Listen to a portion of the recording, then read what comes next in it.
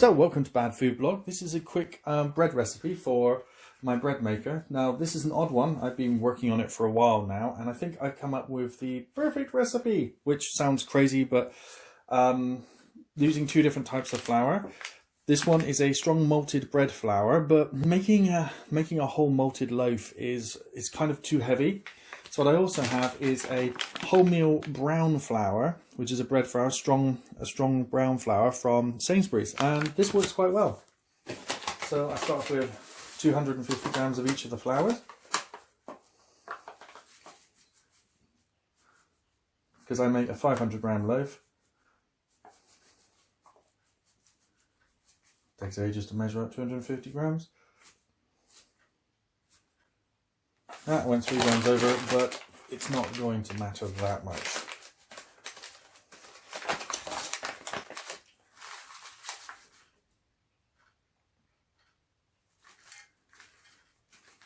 The 100% malted loaf is just way too heavy and doesn't rise properly, so it's just kind of get a better texture. Right, this is taking too long. Maybe I should have measured these two out in advance.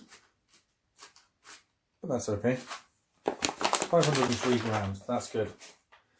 Into that goes 350 milliliters of cold water, which is here.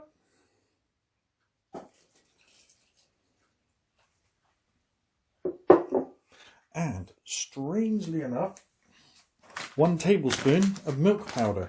This is because I'm not using milk in it for very good reason. This is a tablespoon measure. Yep, just 1 level tablespoon of milk powder. Because fresh milk is a little hard to come by at the moment, and using milk powder in baking isn't really going to have that much of a taste difference. 1.5 teaspoons of sugar. I could use brown sugar, but to be perfectly honest, with the amount of ingredients going into this, I haven't seen it make much difference. 1.5 teaspoons of salt.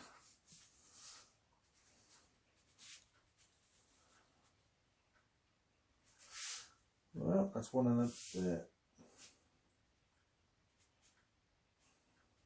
People say you can cut out all of the salt. If you do that, the bread doesn't rise properly. If you put too much in, it doesn't rise properly. You've got to have the right balance. Actually, you can probably cut the salt out if you're using the milk powder, because the minerals that the yeast are looking for are probably going to be in there.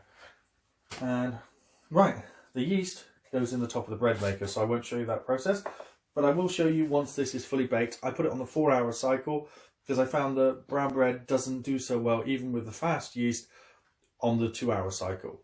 It gets things going quicker, but leaving the bread to rest properly and giving it double the rising time means you get a much fuller, fluffier and lighter loaf. So we'll return once this is cooked. Quick addition to those ingredients, there was also 35 grams of butter in there. Sorry I didn't mention that earlier, I completely forgot about it and I had to add it just quickly at the end. This is Bad Food Blog after all. So the bread is now cooked. It's nearly ready. As you can see, it's risen very, very nicely. It is nice hollow sound on the bottom. You get this hole where the turny thing was, the mixer. And the rye bread has got this nice, it's got a nice crust all over it.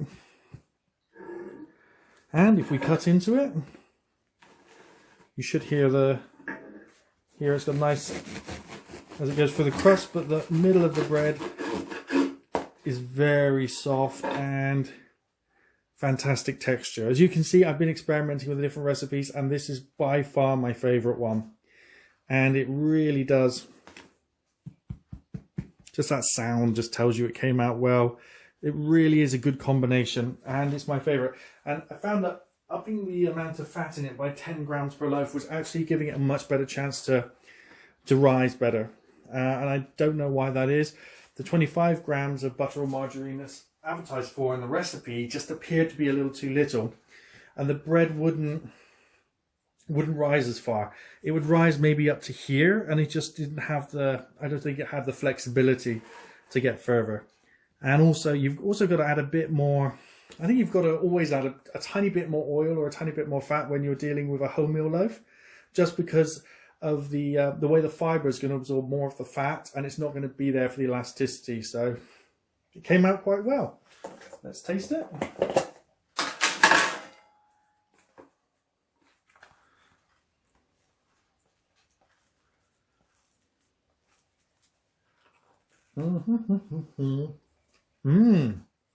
Very nice.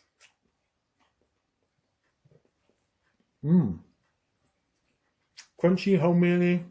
I will say I do prefer it with the brown sugar because it just gives a little tiny extra taste of sweetness, but the sugar is really only there for the yeast. But the milk really helps bring this together with the malt flour. The milk, the malt flour, and the butter really go well together.